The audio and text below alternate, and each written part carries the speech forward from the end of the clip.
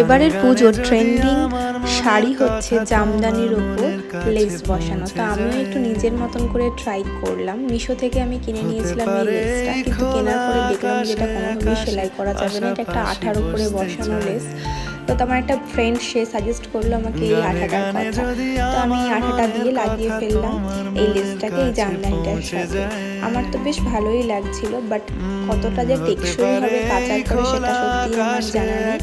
তো যেহেতু কিনে ফেলেছিলাম তো আর কোনো উপায় ছিল না, তো লাগিয়ে ফেলেছিলাম। তো বেশ ভালোই লাগছিল। প্রথমে ভেবেছিলাম যে বর্ডারের দুদিকেই লাগাবো, কিন্তু তারপর কেন জানি না মনে হলো যে একদিকেই লাগাই, তো আমি একদিকেই লাগিয়েছি। তো তোমরাই কমেন্ট করে জানাও যে এরকম সিম্পল ভালো লাগছে নাকি ডবল করে করে লেসটা বসালে পরে আরও বেশি ভালো লাগতো।